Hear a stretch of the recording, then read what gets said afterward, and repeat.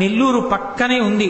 ఇప్పటికీ అక్కడ మహానుభావుడు ప్రజాపతులలో ఒకడైనటువంటి కశ్యప ప్రజాపతి 7 హోమగుండాలు పెట్టి సప్తర్షులతో హోమం చేశాడు. సప్తర్షులతో హోమం చేసినప్పుడు నరసింహస్వామి వారి ఆవిర్భావం అయినప్పుడు ఏ జ్వాల తేజస్సు మొదట వచ్చిందో ఆ తేజస్సు ఆ హోమగుండంలోంచి పైకొచ్చింది. పైకొచ్చి దూరంగా వెళ్లి ఒక గుహలోకి చేరిపోయింది. ఆ గుహలోకి వెళ్లి కశ్యప ప్రజాపతి చూస్తే యోగ నరసింహస్వామి కనిపించారు. యోగ నరసింహస్వామిని ఆయనే కశ్యప ప్రజాపతే మొదటి పూజ చేసి ప్రతిష్ఠ చేశారు. ఇప్పటికీ మీరు నెల్లూరు వెడితే నెల్లూరుకి చాలా దగ్గరలో 3 కొండలు ఉంటాయి. ఒక కొండని నరసింహస్వామి వారు ఉండేటటువంటి కొండ, వేరొకటి తల్పగిరి అంటారు, రంగనాయక స్వామి వారు ఉంటారు, మూడవది సత్యగిరి. అక్కడ కామాక్షి తాయి అని చెప్పి ఒక మహారాజు గారి కల్లో కనబడితే అమ్మవారిని ప్రతిష్ఠ చేశారు. ఎంతమంది భక్తులో వెళ్లి అమ్మవారిని సేవిస్తుంటారు. కశ్యప ప్రజాపతి హోమం చేసేటప్పుడు గోవిందరాజస్వామి దేవాలయాన్ని నిర్మాణం చేశాడు. ఆ గోవిందరాజస్వామి వారి దేవాలయం పక్కన పెద్ద వృక్షం ఉంటుంది. సంతానం లేనటువంటి వారు తమ కట్టుకెళ్లిన చీర కొంగు చింపి